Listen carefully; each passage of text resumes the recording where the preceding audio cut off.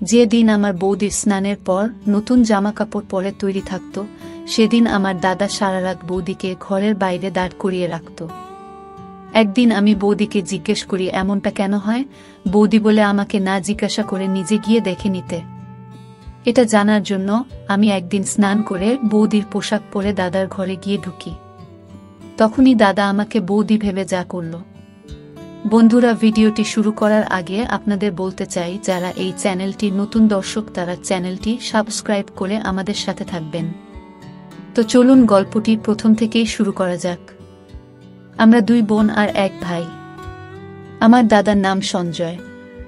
দাদাকে নিয়ে আমার মায়ের খুব গর্ব ছিল, যেমনটা সব মায়েদের থাকে। কিন্তু মা সঞ্জয় দাদার একটু বেশি প্রশংসা করত। মা ওকে যতটা ভালো ভাবত আসলে ততটা ভালো ছিল না। যখন সে রেগে যেত তখন মায়ের সামনে গলা তুলে কথা বলতো। আমাকে পড়াশোনা করতে বারণ করে দিয়েছিল, কিন্তু মা বলে মাধ্যমিকের পর আমি বাড়িতে বসে থাকলে লোকে অনেক কথা বলবে। গ্রামের লোকেরা দাদাকে সম্মান করত আর ভয় পেত। একবার কিছু গ্রামের ছেলে একটা মেয়ের সঙ্গে অসভ্যতা করেছিল। তখন দাদা সেই ছেলেগুলোকে খুব মেরেছিল। তারপর থেকে দাদা গ্রামে একজন সম্মানীয় ব্যক্তি হয়ে উঠেছিল। কিন্তু আস্তে আস্তে দাদা রোজ বাড়িতে তার কিছু বদঅভ্যাস তৈরি করে। সে সিগারেট খেতে শুরু করে আর মদ খেয়ে দেরি করে বাড়ি ফেরে। এছাড়াও দাদা আর কি কি খারাপ কাজ করত তা আমরা জানতাম না। তখন মায়ের মনে হলো দাদাকে বিয়ে দিলে দাদা সূত্রে যাবে, বাড়িতে একটা বউ আসবে, আর সে তাকে আর এসব কাজ করতে দেবে না। তার দায়িত্ব বাড়বে আর সংসারে মন বসবে। কিন্তু মায়ের এই ভাবনাটা ভুল ছিল।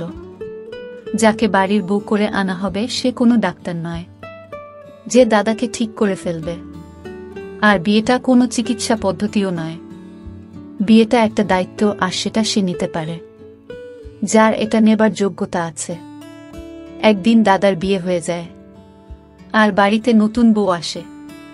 বিয়ের পরে দাদার মধ্যে একটু হলেও বদল দেখা যায়। কিন্তু তারপরে একটা অদ্ভুত ঘটনা ঘটতে শুরু করে, যেটা আমাকে খুব ভাবায়। এমনিতে বৌদি আমাদের সাথে খুব কম কথা বলতো, সবসময় খুব উদাস থাকত। মা বলতো যে এটাই ভালোই, বেশি কথা বলার মেয়ে আমার পছন্দ নয়। কিন্তু বৌদি শুধু কম কথাই বলতো না, সে কেমন একটা ভয়ে ভয়ে থাকত। আমি মাকে বলি যে বৌদির হয়তো এই বাড়িতে কোনো অসুবিধা হচ্ছে। দাদা কি বৌদির সাথে খুব ঝগড়া করে? মা বলে এমনটা একেবারেই নয়। এই বংশের ছেলেরা তাদের বউকে খুব সম্মান করে আর ভালোবাসে। তোর দাদা একসময় বিয়ের জন্য পাগল ছিল। তার যখন 13 বছর বয়স ছিল তখন থেকে সে বলতো আমাকে বিয়ে দিয়ে দাও। কিন্তু তারপর সংসারের দায়িত্ব তার উপর এসে পড়ে। তোর দাদা দেখতে এক সুন্দর আর জোয়ান ছেলে। তোর বৌদির ভাগ্য ভালো যে সে এমন একটা স্বামী পেয়েছে। সারা গ্রামে এত ভালো ছেলে খুঁজে পাওয়া যাবে না। মাত্র দাদার প্রশংসা করতে ব্যস্ত ছিল। কিন্তু আমি জানি বৌদির কিছু একটা অসুবিধে হচ্ছিল। একদিন আমি দেখি বৌদি দাদার ঘরের বাইরে দাঁড়িয়ে আছে। মনে হচ্ছিল যেন তাকে ঘর থেকে বের করে দেওয়া হয়েছে, যেমনটা স্কুলের ছাত্রদের শাস্তি দেওয়ার জন্য ক্লাসের বাইরে দাঁড় করিয়ে রাখা হয়। তখন রাতের বেলা ছিল। এই সময় তো বৌদির ঘরের ভেতরে থাকার কথা। সে মাথা নিচু করে দাঁড়িয়েছিল। আমাকে দেখে সে নিজের চোখের জল মুছে। আজ তো বৌদি নতুন শুরু করেছিল। সে স্নান করে তৈরি ছিল। আমি বললাম, বৌদি আজ তোমাকে খুব সুন্দর দেখাচ্ছে। বৌদি লম্বা চুল ছিল। তার নাম ছিল রচনা। আমি তাকে জিজ্ঞেস করি, তুমি বাইরে কেন দাঁড়িয়ে আছো? তুমি কাঁদছো কেন? সে বলে, না না, আমি কাঁদছি না। আমার চোখে কি যেন পড়ল, কিন্তু আমি বুঝতে পারছিলাম যে বৌদি কাঁদছিল। আমি আবার জিজ্ঞেস করলাম, তুমি বাইরে কেন দাঁড়িয়ে আছো? সে বলে, এমনি দাঁড়িয়ে আছি। আমি বুঝতে পারলাম যে বৌদি আমাকে কিছু বলতে চায় না। তাই আমি রান্নাঘরে চলে গেলাম নিজের জন্য খাবার বানাতে। রান্নাঘর থেকে দাদার ঘরের দরজা পরিষ্কার দেখা যেত। আমি দেখি বৌদি এখনো সেখানেই দাঁড়িয়ে আছে। আমি রুটি আর তরকারি বানালাম, কিন্তু বৌদি সেখান থেকে নড়ল না। সে আমার দিকে পিছন করে দাঁড়িয়েছিল। মনে হয় সে কাঁদছিল। দাদা তো ঘরের ভেতরেই ছিল। ঘরের দরজাটা খোলা ছিল। তাহলে বৌদি ঘরের বাইরে কেন দাঁড়িয়ে আছে, এত সুন্দর জামাকাপড় পরে সেজেগুজে আছে? দাদা তো উচিত বৌদিকে ঘরের বাইরে বেরোতে না দেওয়া, কিন্তু বৌদি ঘরের বাইরে দাঁড়িয়ে আছে। আমি খাবার বানিয়ে নিজের ঘরে চলে গেলাম। সকালে যখন উঠলাম তখন দেখি বৌদি সেখানে নেই। কিন্তু কাল রাতে সে ঘরের বাইরে দাঁড়িয়ে কি করছিল, আমি ব্যাপারটাকে ইগনোর করলাম। 3 দিন পেরিয়ে গেল। একদিন বৌদি আমাদের সাথে বসেছিল, তখন দাদার ফোন আসে। দাদা বলে যে আজকে দুপুরের খাবার খেতে বাড়িতে আসতে পারবে না। কিন্তু দাদা না খেলে বৌদি খায় না। বৌদির খুব খিদে পেয়েছিল। আমি বললাম, বৌদি দাদা তো আজ খেতে আসবে না, তুমি বরং আমাদের সাথে বসে খেয়ে নাও। বৌদি যখন আমাদের সাথে খেতে বসে তখন মা হঠাৎ করে এদিক ওদিক দেখতে শুরু করে আর বলে, একটা বিচ্ছিরি গন্ধ আসছে, তুই কি কোনো ঘর পরিষ্কার করতে ভুলে গেছিস? আমি বলি, আমি তো সব ঘর পরিষ্কার করেছি, জানি না এই গন্ধটা কোথা থেকে আসছে। বৌদি মাথা নিচু করে বসেছিল। সে তাড়াতাড়ি খেয়ে ওখান থেকে উঠে যায়, কিন্তু যে বৌদি ওখান থেকে চলে গেল তখনই সেই গন্ধটা চলে গেল। মা বলে, এই গন্ধটা ওর গা থেকে আসছিল, কিন্তু ও তো এরকম নয়। তাহলে এরকম নোংরা হয়ে কেন ঘুরে বেড়াচ্ছে? ও কি স্নান করে না? আমি মাকে বলি, না মা, আজ হয়তো বৌদির স্নান করতে ইচ্ছে করছে না। মা বলে, কেন? এটা কি জানুয়ারি ফেব্রুয়ারি মাস নাকি যে ঠান্ডায় স্নান করতে ইচ্ছে করবে না? এটা জুন মাস। তাছাড়া বিবাহিত মেয়েদের সব সময় স্নান করে পরিষ্কার হয়ে থাকা উচিত। এরকম নোংরা হয়ে থাকলে ছেলেরা সেটা পছন্দ করে না। আর আমি তোকে বলে রাখছি, তোর যখন বিয়ে হবে তখন রোজ ভালো করে স্নান করে পরিষ্কার হয়ে থাকবি, না হলে তো স্বামী তো দিকে ফিরে ও তাকাবে না। তোর বৌদির ও এটা বোঝা উচিত। আমি ওর সাথে কথা বলে আসছি। মা ওখান থেকে উঠে চলে গেল। আমি ভাবতে লাগে, কে জানে মা বৌদি কি বলবে, মায়ের কথায় তার খারাপ লাগতে পারে। কিন্তু বৌদি তার পরের দিনও স্নান করল না। সে 4-5 দিন ধরে স্নান না করেই থেকে যায়। একদিন আমরা বৌদির হাতে একটা নতুন আংটি দেখতে পাই। তার বিয়ের সব জিনিসপত্র আমরাই কিনে দিয়েছিলাম, আর বিয়ে হওয়ার পর থেকে ও বাজারেও যায়নি। তাই আমি বৌদিকে জিজ্ঞেস করি, সে এই আংটিটা কোথা থেকে পেল? সে বলে, তোমার দাদা আমাকে আজ সকালে এনে দিয়েছে। বৌদি এ ব্যাপারে খুব একটা খুশি মনে হলো না। আমি বলি, সে তো খুব ভালো কথা, দাদা আজকাল খুব ভালো মনে আছে দেখছি। সে বলে, হ্যাঁ, এখন তো মুড ভালো আছে, কিন্তু রাত অবধি সেটা ভালো থাকবে কিনা কে জানে। আমি জিজ্ঞেস করি, মন খারাপ কেন হবে? তুমি কি দাদার কোনো কথা শোনেননি? বৌদি বলে, না, কিছু না। বৌদিকে খুব চিন্তিত দেখায়। কিছুক্ষণ পর সে স্নান করতে চলে যায়। বৌদির গা দিয়ে খারাপ গন্ধ বের হচ্ছিল, কিন্তু যখন সে স্নান করে বের হয় তখন তাকে খুব সুন্দরী দেখায়। আজকেও বৌদি নতুন কাপড় পরেছিল। আমি বৌদিকে এটা সরাসরি বলি না যে রোজ এইভাবে স্নান করে পরিষ্কার পরিচ্ছন্ন হয়ে থাকবে। তার বদলে আমি বৌদির খুব প্রশংসা করি, যাতে বৌদির মনে হয় যে সে রোজ স্নান করলে রোজ সে এমন প্রশংসা পাবে। কিন্তু দাদা যখন বাড়ি আসে তখন আবার আমি দেখি বৌদিকে ঘরের বাইরে দাঁড়িয়ে থাকতে। আজ সে খুব জোরে জোরে কাঁদছিল। আমি জিজ্ঞেস করি, বৌদি কি হয়েছে? সে আমাকে ইশারায় চুপ করতে বলে, যাতে দাদা কিছু শুনতে না পায়। আমি আস্তে আস্তে জিজ্ঞেস করি, তোমার কি হয়েছে, আর তুমি ঘরের বাইরে কেন দাঁড়িয়ে আছো? বৌদি বলে, তুমি একদিন জানতে পারবে আমি কেন এখানে দাঁড়িয়ে আছি। এই বলে সে আরো কাঁদতে শুরু করে। আমি বৌদির হাত ধরে তাকে ওখান থেকে শুইয়ে একটু দূরে নিয়ে এসে জিজ্ঞেস করি, কি হয়েছে, আমাকে সব খুলে বলল। বৌদি বলে, তুমি জানো তোমার দাদা মদ খায়? আমি বলি, হ্যাঁ, আমি জানি, কিন্তু মা বলেছিল যে বিয়ের পর দাদা এসব ছেড়ে দেবে। বৌদি বলে, কে বলেছে ও সব কিছু ছেড়ে দেবে? ও এখনো মদ খায়। আমি বলি, সে তো বুঝলাম যে দাদা এখনো মদ খায়, কিন্তু তার সাথে তোমার ঘরের বাইরে দাঁড়িয়ে থাকার কি সম্পর্ক? বৌদি বলে, আমি জানি না, আমি কিছু জানি না, আমাকে ছেড়ে দাও, আমাকে ওখানেই দাঁড়িয়ে থাকতে দাও। আমি কিছুই বুঝলাম না। কিছুদিন পর বৌদি আমার স্নান করা বন্ধ করে দেয়। আবার ওর গা থেকে দুর্গন্ধ বেরোতে থাকে। এই গরমের সময় যদি কেউ 57 দিন স্নান না করে তাহলে তার গা দিয়ে গন্ধ বের হবে। বৌদি যখন মায়ের কাছে এসে বসত তখন নাক চাপা দিত। আমি মাকে ইশারা করলাম কিছু না বলতে, কিন্তু মা বলতে থাকে ওর স্নান করতে অসুবিধা হয়।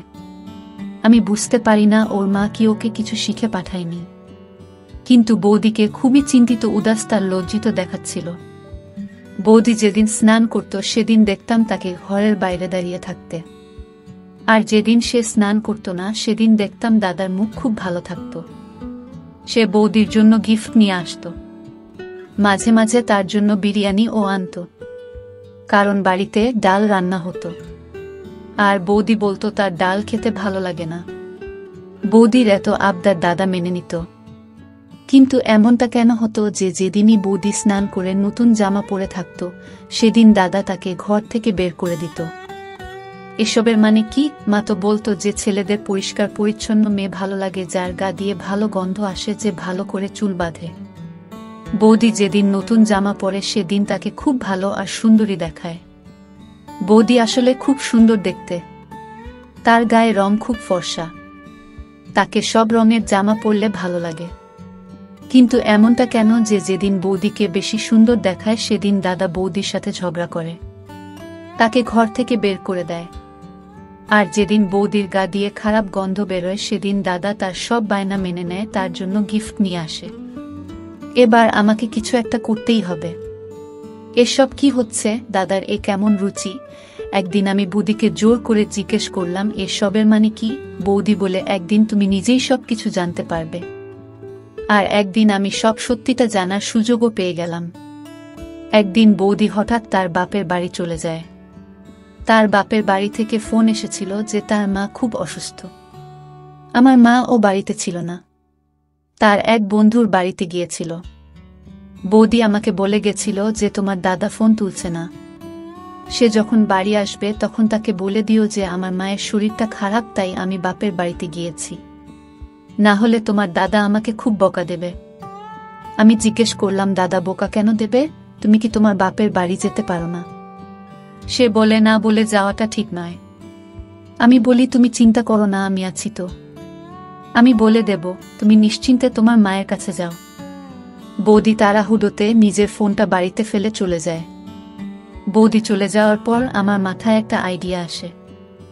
আমি ঠিক করে ফেলি আমাকে কি করতে হবে। দাদা বাড়ি ফিরে এসে সোজা নিজের ঘরে চলে যায়। দাদার ঘরের সামনে একটা পর্দা লাগানো আছে। তার নতুন বিয়ে হয়েছে, তাই মা বলেছে যে দরজা খোলা থাকলেও পর্দা যেন সরানো থাকে। এই গরমের সময় দাদা দরজা বন্ধ করত না, তাই পর্দা সরিয়ে রাখত, কারণ মা বলতো যে বাড়িতে তোর একটা ছোট বোন আছে, ঘরের ভেতরে কি হচ্ছে সেটা দেখা উচিত নয়। দাদা ঘর থেকে চেঁচিয়ে বলে, আমার জন্য এক গ্লাস জল নিয়ে এসো। আমি চটপট স্নান করে বৌদির একটা জামা পরে দাদার ঘরের বাইরে গিয়ে দাঁড়ায়। এমনভাবে দাঁড়াই যাতে পর্দার ওপার থেকে দাদা শুধু আমার পাটা দেখতে পায়।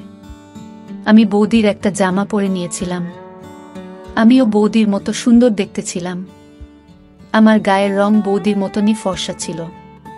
আমি যখন ঘরের বাইরে এসে দাঁড়াই তখন দাদা ভেতর থেকে দেখতে পায় যে আমি বাইরে দাঁড়িয়ে আছি।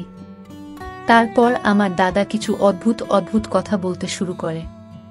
প্রথমে আমি কিছুই বুঝতে পারছিলাম না, কিন্তু যখন আমি বুঝতে পারলাম তখন আমার পায়ের তলা থেকে মাটি সরে গেল। বন্ধুরা, ভিডিওর মাঝখানে আবারও বলতে চাই, যারা আমাদের এই ছোট্ট চ্যানেলটি নতুন দর্শক তারা চ্যানেলটি সাবস্ক্রাইব করে আমাদের পাশে থাকবেন। দাদা বলে, আচ্ছা তুই আজ আবার স্নান করেছিস, তুই নিজেকে খুব সুন্দরী মনে করিস তাই না? তুই এভাবে স্নান না করলে সারা গায়ে ময়লা জমে যাবে, তোর গায়ের রং কালো হয়ে যাবে, তাই তুই রোজ স্নান করে আসিস তাই না? তারপর আমার পায়ের দিকে কিছু একটা ছুঁড়ে মারে। এখন ভূতের মতো দাঁড়িয়ে আছিস কেন? আমি আসার আগে তুমি স্নান করেছিস আর তারপর এখানে এসে দাঁড়িয়ে আছিস, তার মানে তোর অপমানিতই হতে খুব ভালো লাগে। আমি দেখছি এখন আর তোকে মুখে বললে চলবে না, আমাকে হাত চালাতে হবে। দেখছি, কারণ তো সব অপমান সয়ে গেছে। আমি যখন বারবার বলেছি যে আমার পরিষ্কার পরিচ্ছন্ন মেয়ে পছন্দ নয়, তখন বারবার কেন স্নান করিস তুই? দাদা খুব বাজেভাবে চিৎকার করছিল।